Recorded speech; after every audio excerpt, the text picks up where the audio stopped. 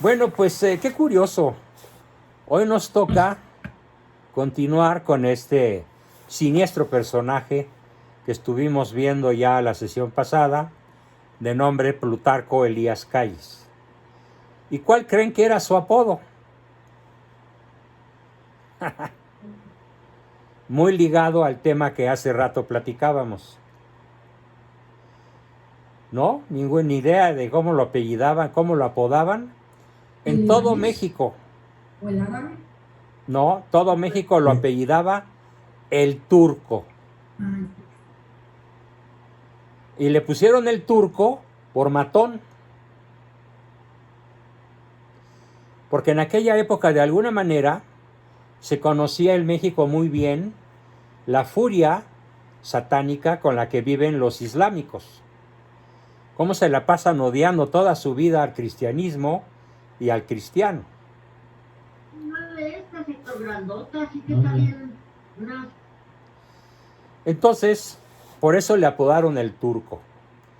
El presidente es el Turco. Y bueno, hoy nos toca terminar el tema de Plutarco Elías Calles para que la semana que entra comencemos a ver otro siniestro personaje que fue Álvaro Obregón, que no canta mal las rancheras, muy parecido a este Plutarco Elías Calles, muy parecido también a Carranza, muy parecido a Emiliano Zapata, pero este era más refinado. Este tenía incluso cierto nivel de cultura. Y para dar esta sesión me voy a apoyar, y es con el ánimo de que se animen a comprarlo, me voy a apoyar en mi libro que se llama, ahorita les digo exactamente el título, se llama Obregón, Calles y Cárdenas, 3 altos masones perseguidores de la Iglesia Católica. Así se llama mi libro. Lo pueden comprar en formato físico o en formato virtual, pero evidentemente, debido a que estuve muy cerca de mi señor padre cuando él escribió sobre este mismo tema, aunque con otro nombre, yo decidí tomar los textos de mi padre y enriquecerlos. En efecto, Marta Cecilia para todos dice que lo que yo digo, o lo que yo digo que dice Benedicto XVI, está en el discurso de Ratisbona. Muy bien. Pues este siniestro personaje apoyado el Turco, vamos a ver la enorme importancia que tiene en el periodo revolucionario. Es tan importante que podemos decir que sin este personaje no se explica la revolución. De ese tamaño es esta bestia apocalíptica.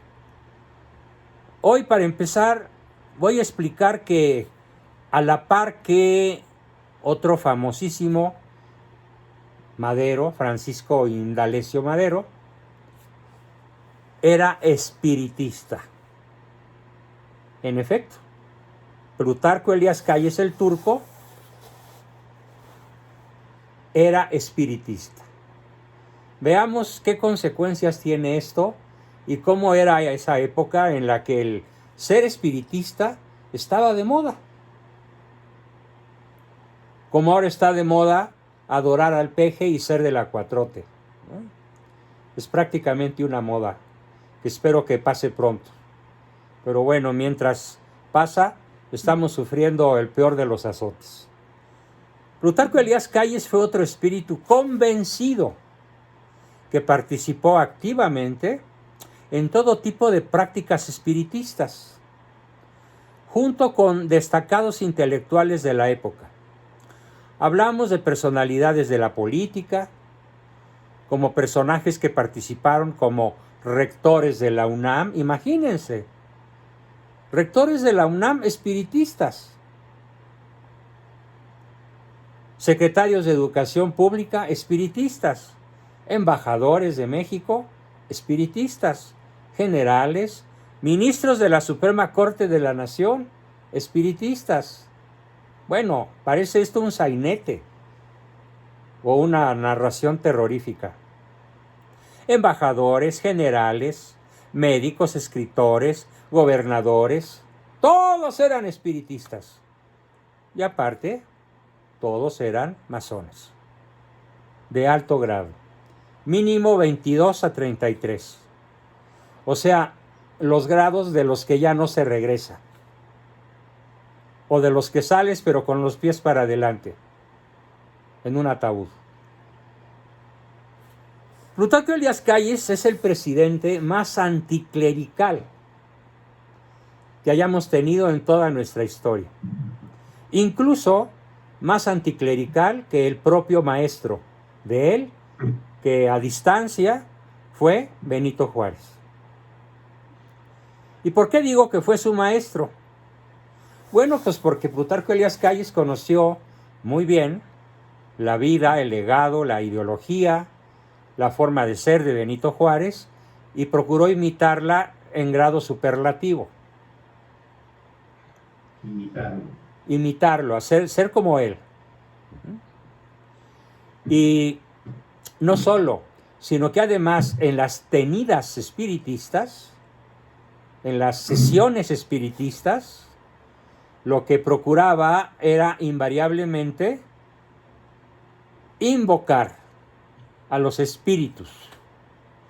¿Y cuál creen ustedes que era el espíritu al que Plutarco Elías Calles convocaba con más frecuencia y, digámoslo así, con más fervor? ¿Cuál pudo haber sido? Pues Benito Juárez. Como Madero ya había muerto, pues también a Madero. Pero no solo.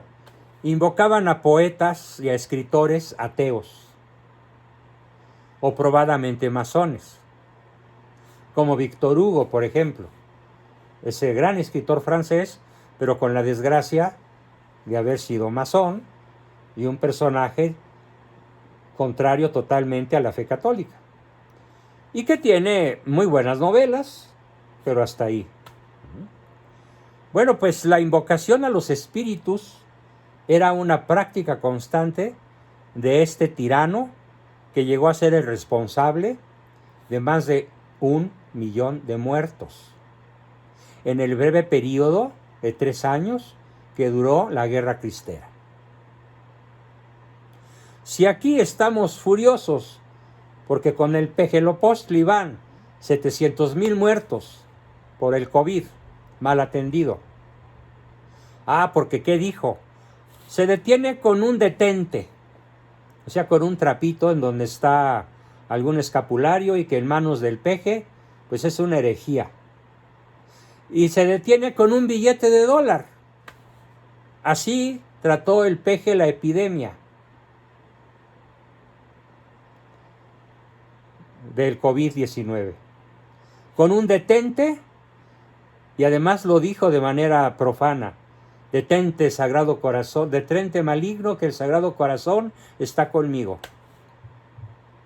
Bueno, en boca del peje esto es un vituperio a la fe católica.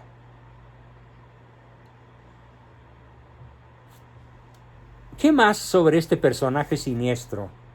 El principal presidente anticlerical de nuestra historia, que causó 1 millón de muertos en la Guerra Cristera,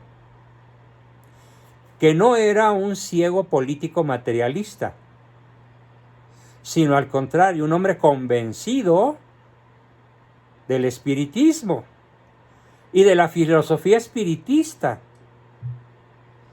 pero que creía, a la par de esto, en algo absolutamente incompatible con el hecho de ser espiritista. Creía en la ciencia, creía en la cultura, creía en hacer carreteras, ferrocarriles, aeropuertos, y sí los hizo. Sí, se puede decir que en el periodo de la Revolución, más productivo desde el punto de vista material para México, fue con el Maximato de Plutarco Elías Calles, que duró casi 16 años. aparte de su periodo presidencial, todavía mangoneó a los siguientes 3 presidentes después de él.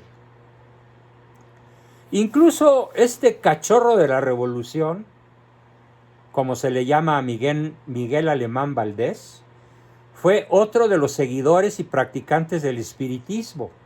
Miguel Alemán Valdés, presidente de México, ya en la década de los 40. Era espiritista también. Y llegó a participar en las reuniones, muy jovencito, en las que Plutarco Elías Calles acudía, tanto en vida, y aquí viene lo más aterrador, tanto en vida como después de muerto. Porque Miguel Alemán Valdés certifica que él platicaba en las sesiones espiritistas con Plutarco Elías Calles y le ayudaba, este presidente perseguidor, le ayudaba a tomar buenas decisiones para el gobierno de México. Quiero que todos piensen por los próximos minutos lo terrorífico que resulta que una nación católica esté gobernada por un anticlerical, por un perseguidor y por un espiritista. Piénsenlo, medítenlo, sopésenlo. Y no solo, que después de esto, aunque ya por ejemplo Díaz Ordaz no era un espiritista, aunque sí era un masón, tuvo la tragedia, la desgracia de ser un masón grado 33, cosa de la cual no se salva uno solo de los presidentes desde 1929. Bueno, pues, ¿qué más? Miguel Alemán Valdés combinó sus ideas por modernizar al país con actividades que representan un enorme apego ideológico. Vean lo que voy a decir a continuación muy despacito. Un enorme apego ideológico, intelectual y emocional con los brujos de Catemaco y de San Andrés Tuxtla, Veracruz. Bueno, hay un libro que les recomiendo que pueden conseguir en la red, en Amazon, y este libro se llama Los Brujos del Poder. Escríbanlo, Los Brujos del Poder. Son 2 tomos con los que uno se da una lectura verdaderamente apasionante, en donde nos explican detalle a detalle cómo los brujos ayudaron a los presidentes de México desde la Revolución hasta la fecha, incluyendo a Vicente Fox, incluyendo a Peña Nieto y por supuesto incluyendo al actual, porque los otros fueron discretos, pero este hace sus ceremonias chamánicas de espaldas a la catedral y en vías principales, y ya en 3 ocasiones que para él han sido muy relevantes. La consulta, el pase de sahumerios que se llaman, sahumerio con H intermedia en la U, con limpias, con hierbas, con juramentos de obediencia a Satanás, lo ha hecho en público. Pero ¿quién puso esto de moda en México? Gustavo Amadero y su hermano Francisco, el presidente. Y a partir de ahí, nadie se salva. Así que podemos decir que el país, México, nuestra nación, la tierra de María Santísima de Guadalupe, ha sido conducida por espíritus chamánicos en el último siglo. Y que en gran medida eso explica cómo estamos. De ahí la enorme importancia que tiene lo que estamos viendo, porque el México actual no se explica sin un siglo de chamanismo, un siglo de espiritismo, un siglo de ateísmo, un siglo de masonería, un siglo de pactos con el demonio. De otra manera no nos explicamos la cantidad de muertos que hay en este país. Les pido hacer un ejercicio muy interesante. Cayeron 50 misiles en Ucrania, 11 muertos. 11 muertos. Esto video, male, así que no nos...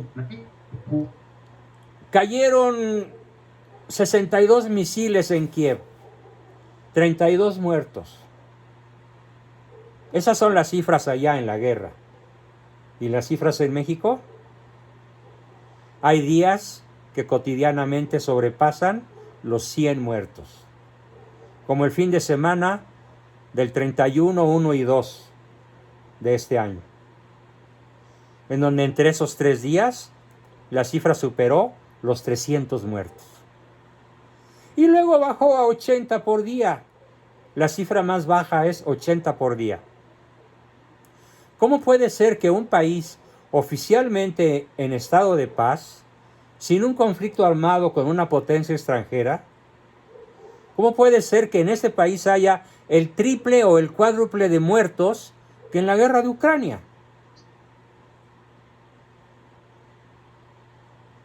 Al menos de las cifras oficiales. Bueno, la explicación está en que este país, desde la época en la que me estoy refiriendo, ha sido gobernado por espíritus diabólicos, que aconsejan que acabar con la educación o convertirla en atea, acabar con la economía y convertirla en marxista, acabar con la libertad de expresión. Les tengo 2 muestras de ayer y hoy. 2 grandes periodistas que yo admiro, uno de ellos Carlos Alasraqui y otro, este señor, ay, se me fue su nombre, hombre. Carlos, también se llama Carlos. Asóplenme, por favor. Loret de Mola. Loret de Mola.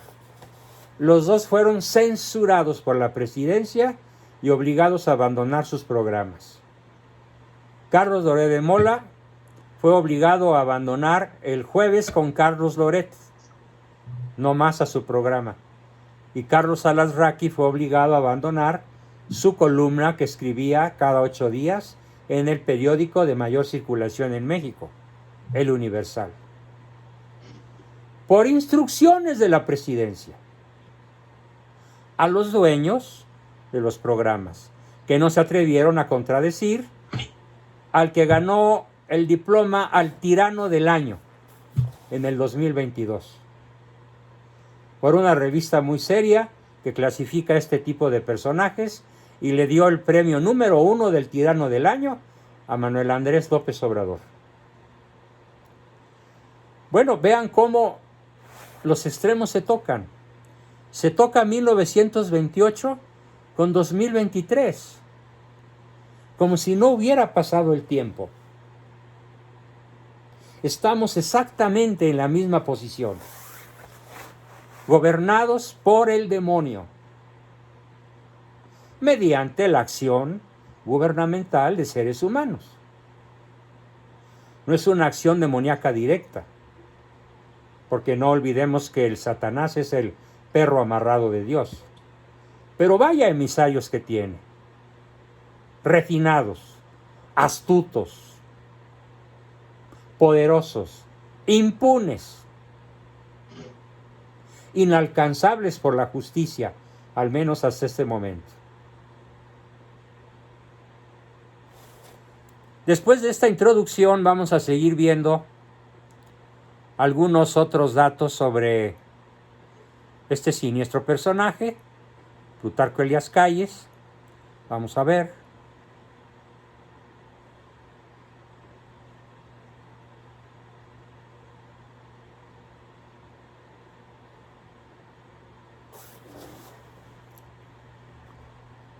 Dice, voy a estar haciendo a continuación, a lo largo de lo que resta de la sesión, voy a estar haciendo una crítica muy fuerte, una crítica muy aguda a un personaje del narcosistema que escribe libros aparentemente de historia, pero que en realidad no lo son. Son panegíricos, son libros de elogio a lo peor de nuestra historia.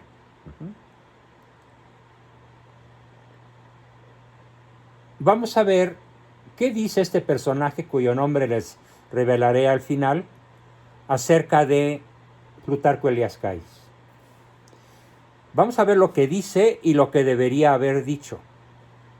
Y lo que debería haber dicho es un análisis que hacemos, por un lado mi padre y por otro lado yo, para escribir el libro que estoy proponiendo para que lo adquieran los que quieran, y que se llama, como se los dije, Plutarco Elías Calles, Cárdenas, Carranza, tres grandes perseguidores de la Iglesia Católica de nivel masónico. Bueno, pues este falso escritor dice que estaba en auge, y es cierto, estaba en auge una educación fundada en la razón positiva. Y la ciencia era desde luego un signo de los tiempos y una moda traída como todas en aquel entonces de París. Sí, París fue, entre comillas, la ciudad luz. Cuando les digan que París es la ciudad luz, mucho cuidado, porque es la ciudad luz pero de la masonería. No es la ciudad luz de la iglesia, de Cristo. No es la ciudad luz de la verdadera ciencia. Es la ciudad luz donde nace el espíritu masónico que radicalmente se ha dedicado a destruir la fe cristiana en todos los pueblos de la tierra a donde su poder ha llegado. El historiador se llama, de una vez se los digo, Enrique Krause, con K y Z, Krause. Enrique Krause. Se dedica a tirarles loas, a levantar incienso, a favor de todos y de cada uno de los personajes más siniestros de nuestra historia. Por la clase el viernes. En clase, güera. Tuve que silenciar a alguien que estaba regañando a su esposa. Bueno, porque estamos en clase, güera. Sí, muy bien. Entonces, esto que dice Krause es una tremenda... Dice algo cierto, pero se refiere a un error que él considera un gran acierto. ¿Cuál es el tremendo error? El tremendo error es señalar que, por fortuna, el amor a la ciencia desde el punto de vista estrictamente racional, pero excluyendo la revelación y excluyendo la teología, la psicología y desde luego la filosofía, y también excluyendo la historia, era el signo de los tiempos. Tremendamente cierto. El signo de los tiempos, de aquellos tiempos, era excluir todo lo católico, todo lo cristiano, todo lo filosófico, lo teológico y sobre todo la revelación, excluirla del campo del conocimiento para hablar de lo que se llamaba la ciencia pura. La ciencia estrictamente racional, que es la que los franceses entronizan en la Catedral de Notre Dame con una hermosa mujer desnuda a la cual van a adorar, literalmente, los jacobinos de la Revolución Francesa. Dice Enrique Krause que en aquellos tiempos en Sonora, la iniciativa pedagógica del gobierno tenía varios motivos inmediatos. ¿Cuál era el motivo más inmediato de la educación pública en el estado de Sonora en los tiempos de la Revolución? Bueno, pues resulta que había un obispo de nombre Heriberto López de la Mora que anunciaba, que enseñaba, que difundía la teología la metafísica y la ética, sin importar nada de lo que decía el gobierno. Y entonces el gobierno de Plutarco Elías Calles lo agarró entre ceja y ceja y procuró combatirlo e invadir todo el estado de Sonora primero y después todo México de lo que se llamaba las nuevas técnicas y los instrumentos científicos de París, en contra de lo que se enseñaba en el Seminario Conciliar de México y en contra de lo que se enseñaba en el Seminario Conciliar de la Diócesis de Sonora, que abarcaba un enorme territorio, parte de Chihuahua, todo Sonora, todo Sinaloa. Era una diócesis gigantesca.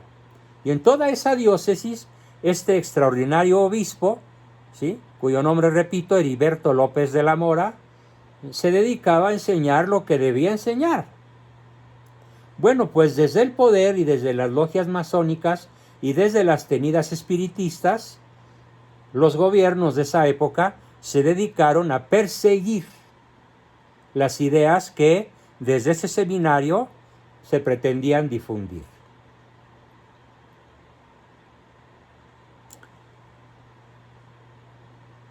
Fue muy difícil la labor de este obispo, a la vez que muy heroica. Y da mucha pena que un personaje como él haya sido acallado, como ahora lo son los periodistas valientes, haya sido acallado para introducir lo que se llamó y se sigue llamando constitucionalmente educación laica y gratuita. Por si alguno de ustedes no me ha oído, no es lo mismo laicismo que laicidad.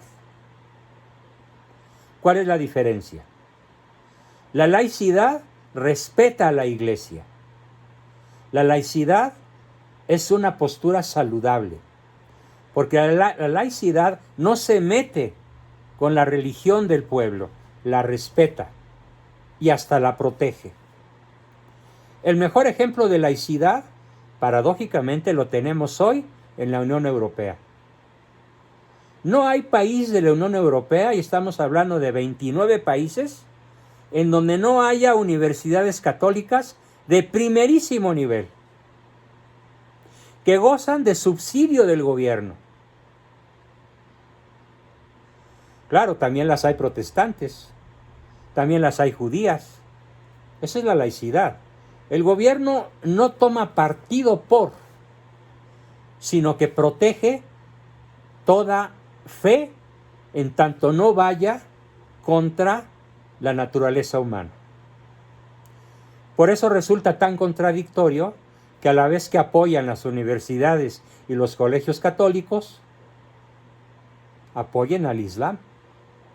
Es un contrasentido, es una paradoja, es una acción verdaderamente, pues que no se explica más que desde la visión masónica. Pero bueno, cuando menos sí se practica en Europa la sana laicidad desde hace siglos.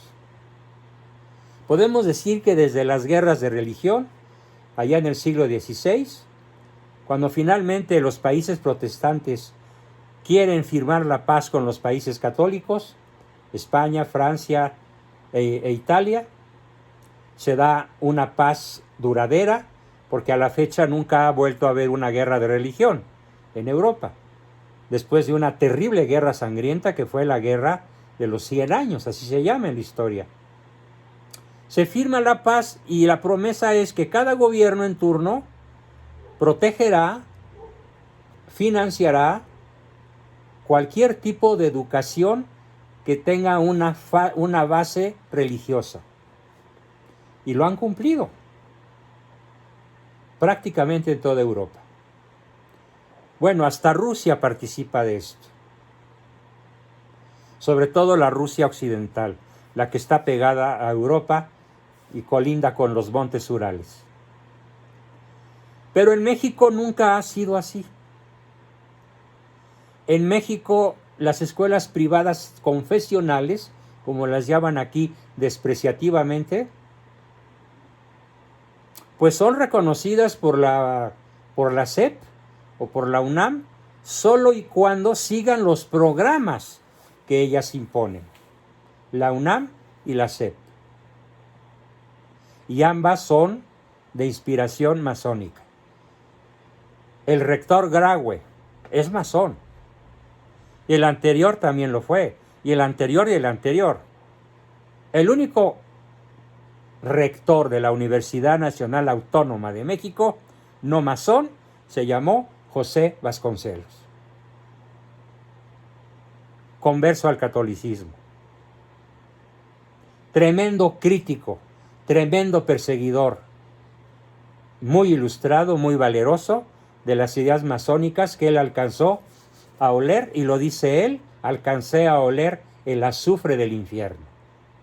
Me lo dijo a mí cuando yo tenía 15 años y él trabajaba como escritor para la editorial de mi padre, donde yo era corrector, desde los 13 hasta los 22 años. Y que me dio la oportunidad de leer miles de libros, que son mi base cultural. Muchísimo más amplia, más sólida y más profunda que la que pude haber adquirido en cualquier estudio universitario. Por eso digo, cuando me preguntan, oye, ¿y en qué universidad estudiaste teología?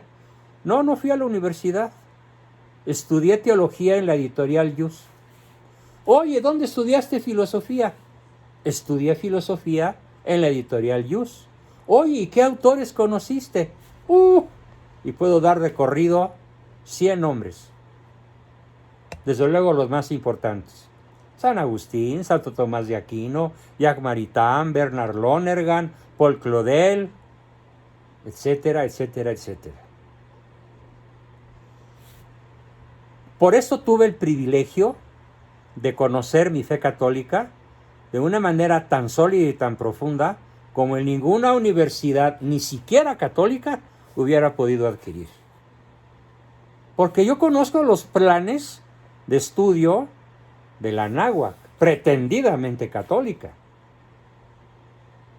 Bueno, pues dan pena. Como que tienen vergüenza de proclamar la fe de Cristo. Bueno, tal vez no vergüenza, pero sí miedo. Entonces sus programas son muy light, ¿eh? Son muy superficiales, muy por encimita. Profundizan mucho en algunos aspectos, pero en los aspectos realmente formativos, como los que vemos, por ejemplo, en este grupo, no los tienen. Qué pena. ¿Y esto desde cuándo? Pues desde Plutarco Elías Calles, desde Álvaro Obregón, desde Madero, desde Carranza. Toda esta punta de forajidos se propusieron hacer de México un país sin fe. Además, Plutarco Elías Calles es el jefe, es el comandante de a bordo cuando reúne a todos los generales de su época para firmar el famosísimo Pacto de los Generales, donde uno de ellos es: vamos a descristianizar a la nación. Vamos a arrancar la fe de cada cerebro mexicano, de cada inteligencia, de cada alumno, de cada jefe de familia. La revolución tiene que arrancar la fe, porque si no logramos arrancar, dice Plutarco, la fe católica de los habitantes de este país, la revolución se va a suicidar. Porque lo único que podemos oponer a la revolución anti-mexicana es una poderosa, bien ilustrada y sobre todo practicante fe católica. Hoy discutía por la tarde, y voy a decir su nombre porque quiero hacerle un elogio, con una persona que se bautizó católica y por el mal ejemplo de los católicos que él conoció a lo largo de su vida, se volvió mormón. Él se llama Ramsés. No sé si esté por aquí en el grupo, no lo veo. Pero me prometió que si no podía estar, mañana vería el video. y me decía, es que yo busco a Dios, yo amo a Dios, pero no lo encontré entre los católicos. ¿Cómo damos mal ejemplo? ¿Cómo damos mal ejemplo los católicos? Bueno, pues el peor mal ejemplo en la familia que podemos dar es ser un papá autócrata, o una mamá de cascos ligeros, o una mamá jugadora, o una mamá rezandera, o como lo dijo el padre Fabián el miércoles y el lunes, somos católicos de veladora.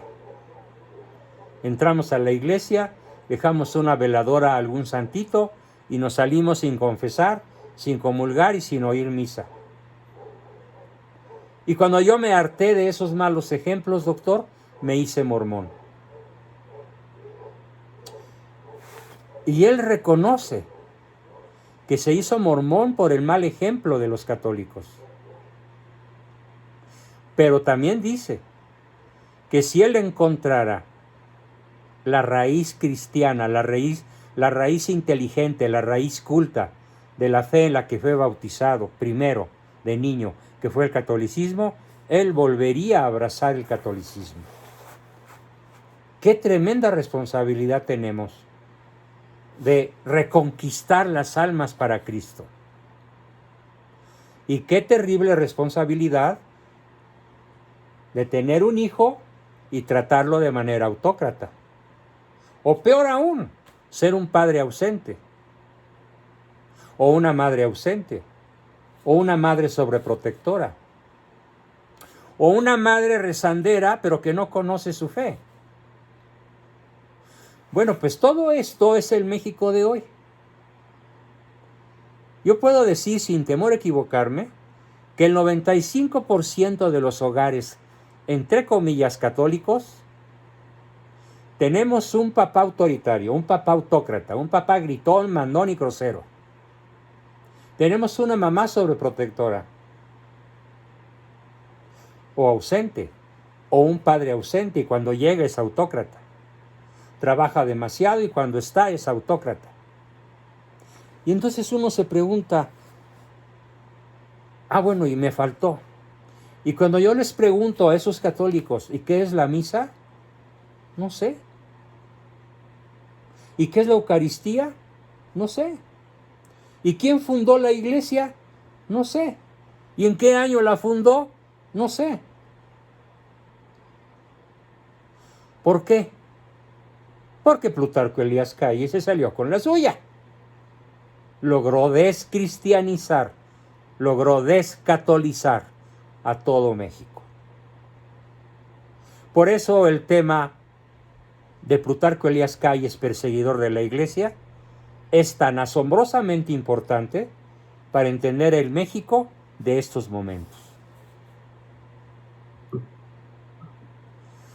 Conozco una infinidad de jóvenes de ambos sexos, más hombres que mujeres,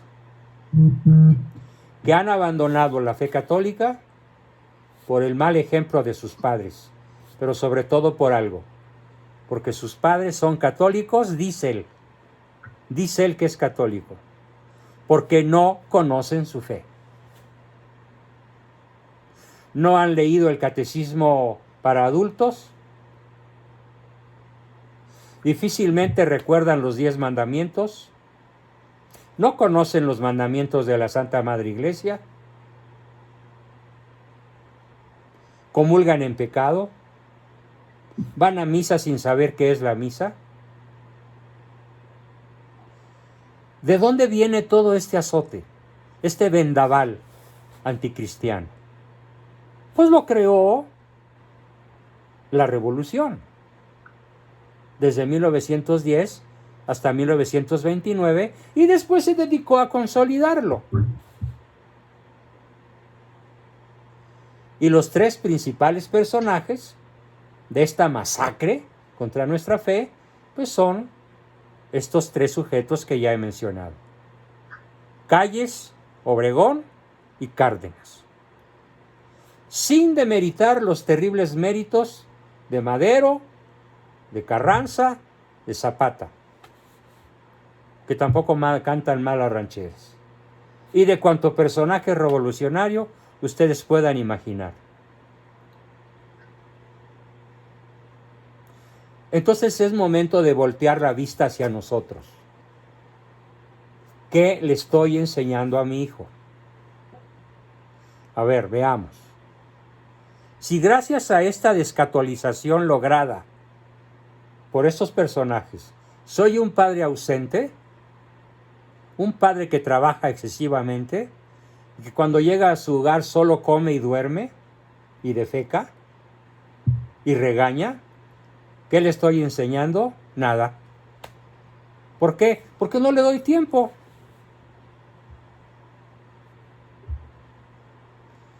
Decía Lenin, y esta idea llegó hasta México, hay que hacer que los trabajadores de todos los rangos, de todos los niveles, desde el capataz hasta el más humilde obrero, por capataz se refería Lenin al gerente, hay que hacer que no tengan tiempo de hogar. Porque si la Revolución Rusa permite que los padres de familia tengan tiempo de hogar, tendrán tiempo para orar. Y entonces la revolución estará perdida. Esta idea marxista-leninista llegó hasta México y se instaló de una manera brutal en nuestro país. Nada más les pregunto a todos los papás que aquí están presentes y que trabajan, ¿realmente tienen tiempo para su familia? ¿Tienen tiempo para rezar el rosario en familia? ¿Tienen tiempo para ir a misa en familia? ¿Tienen tiempo para chacotear un rato después de comer? ¿Tienen tiempo para intimar con su pareja? ¿Tiempo para intimar con sus hijos y conocerlos a fondo y no nada más darles órdenes? Como esos papás que empezando el día no tienen otra cosa que hacer más que dar órdenes. Y después de dar 4 o 5 órdenes se van a trabajar. ¿Qué les pueden enseñar a sus hijos? Nada. Nada. ¿Y la mamá sobreprotectora? ¿Qué le puede enseñar a un hijo?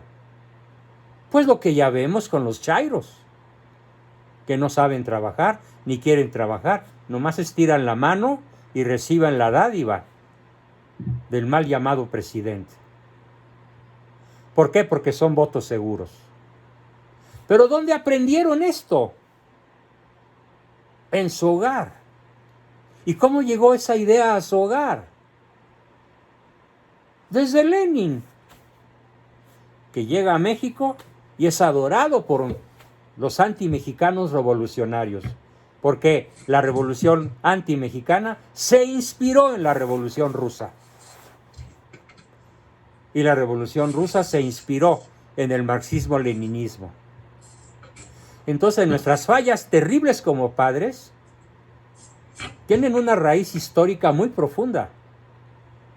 Y si hablo en este tono que parece enojado, no es que esté enojado, estoy dolido. Me dueles, México.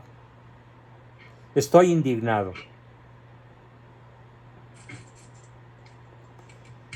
De nada nos sirve criticar al Pejelopostli.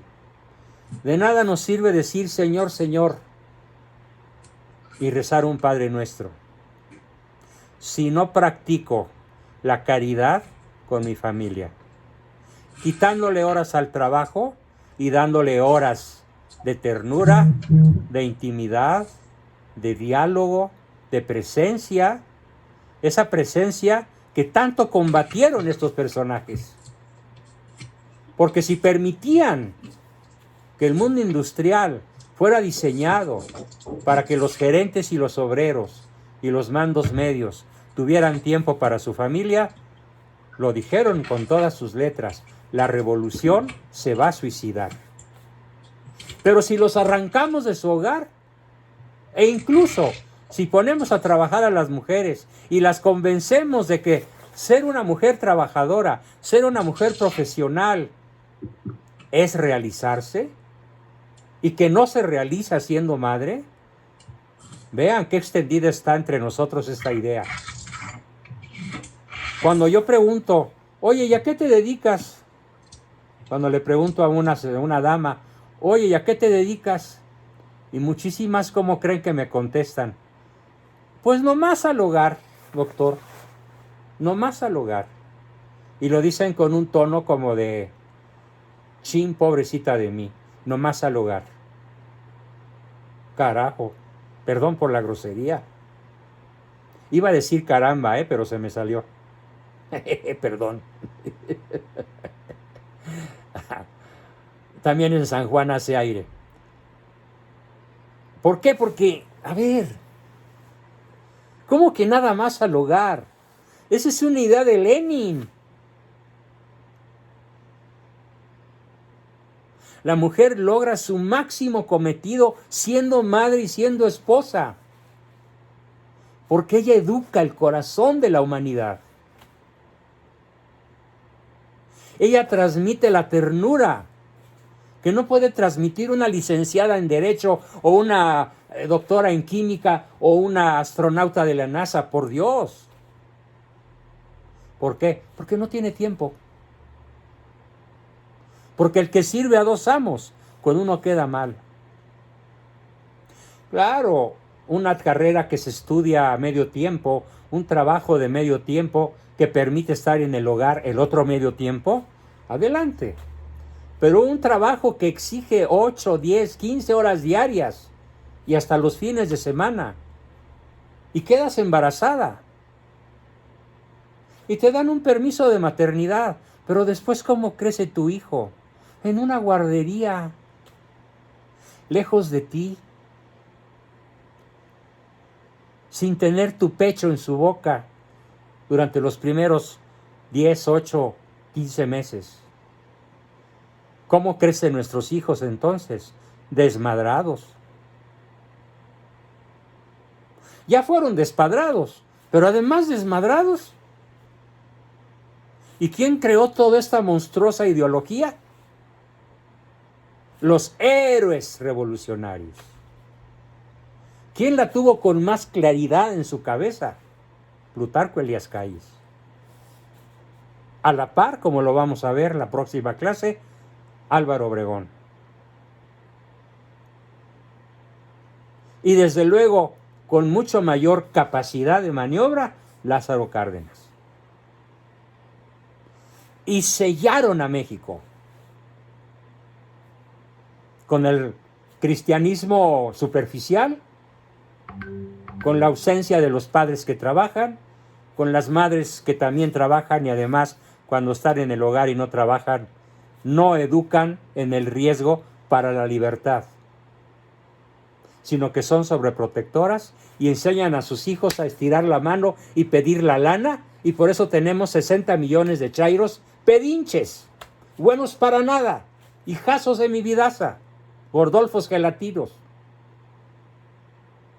Yo creo que de ahí salió el personaje ¿no? Tan ridiculizado por la tele hace años. Bien, queridos amigos, pues todo esto se deriva del conocimiento de nuestra historia.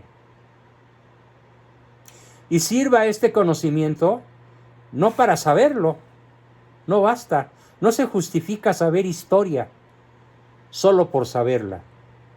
No. La historia tiene que ser la maestra de la vida para que sirva. Fíjense, yo no quiero que se queden con datos. Fue Plutarco Elías Calles el que hizo las leyes persecutorias de la iglesia ya por 1926. Ese es un dato.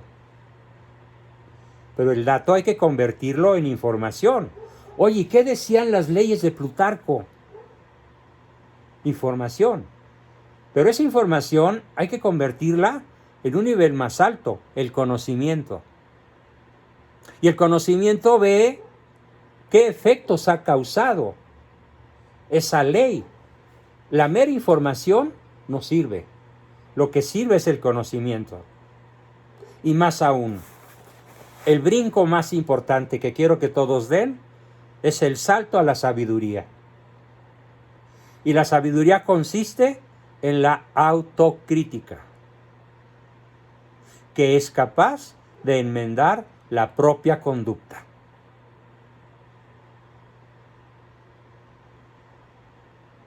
No la conducta del hijo, no la conducta del cónyuge, no la conducta ajena, sino la propia.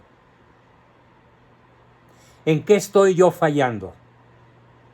¿Cómo me puedo rebelar a los mandatos de Lenin, que se convirtieron en ley en México, con la Constitución, mejor dicho, con la prostitución de 1917, promulgada un 5 de febrero? ¿Qué puedo hacer yo? A ver, voy a poner 4 ejemplos. A mí me toca ser un padre que trabaje menos y estar más en mi hogar. Y cuando esté en mi hogar, no voy a dar órdenes, leyes, consejos y castigos. Voy a intimar. Voy a jugar con mis hijos. Voy a hacerlos reír. Voy a darles buenos ratos. Eso es ser un antirrevolucionario mexicano y católico, y buen católico. Y te lo pide Jesús, te lo pide Cristo. Porque Él fue el más perseguido en este aciago periodo, que ya cumple casi 100 años en nuestra patria. ¿Qué puedo hacer yo, mamá? Educar en el riesgo para que mis hijos aprendan a valerse por sí mismos y no lleguen a un lugar a pedir dinero que no se ganaron a cambio de un voto.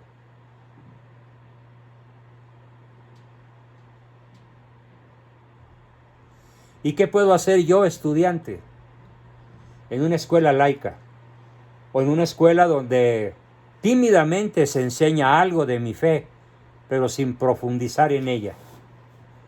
Pues buscar las encíclicas y leerlas, clavarme en la red en vez de buscar pornografía, buscar los discursos de los papas, sus encíclicas, sus cartas pastorales, o comprar los libros de los historiadores antisistema, como su servidor. ¡Ah, qué difícil es para mí vender un libro! ¡Qué difícil! Si yo dependiera para comer de la venta de mis libros, ya me habría muerto, mejor dicho, nunca los habría alcanzado a escribir. Porque México es un país de analfabetas. Y cuando digo país de analfabetas, me refiero a que, aunque sepan juntar letras, consonantes con vocales, no leen. ¿Por qué? Porque en México la revolución antimexicana logró hacernos creer una cosa, que los libros son sagrados. ¿Cómo que sagrados? Sí, no se tocan, porque son sagrados. Toquemos los libros, aprendamos a leer. De hecho, aquí tengo alumnas y alumnos excepcionales que son verdaderamente devoradores de libros. Lástima que los que mejor conozco no sean mexicanos. Son peruanos, son argentinos, son chilenos, son ecuatorianos. Difícilmente he encontrado un mexicano devorador de libros. Los exhorto a hacerlo, porque esta es la única manera de oponernos a los designios maléficos del marxismo, del leninismo y de la ideología anticatólica que hoy tiene a México sumido en la miseria. Cuando menos, a 70 millones de los habitantes de este país están sumidos en la miseria. Y los otros 60, la gran mayoría sumidos en una ignorancia profunda de nuestra historia, de nuestra fe, de nuestra idiosincrasia, porque no nos hemos propuesto combatir las ideas maléficas de la revolución antimexicana. Cada vez que haya una fecha que celebra el gobierno, piensen, es una fecha de luto, no es una fecha festiva, es una fecha luctuosa. Porque el pacto de los generales está, desgraciadamente, más vigente que nunca. Bien, hasta aquí mi exposición de hoy. Cerramos el ciclo de Plutarco. La próxima sesión empezamos el ciclo de otro siniestro personaje, Álvaro Obregón. Y bueno, feliz fin de semana. Sean felices, sean virtuosos y vamos a nuestros comentarios, preguntas y aportaciones. ¿Quién comienza?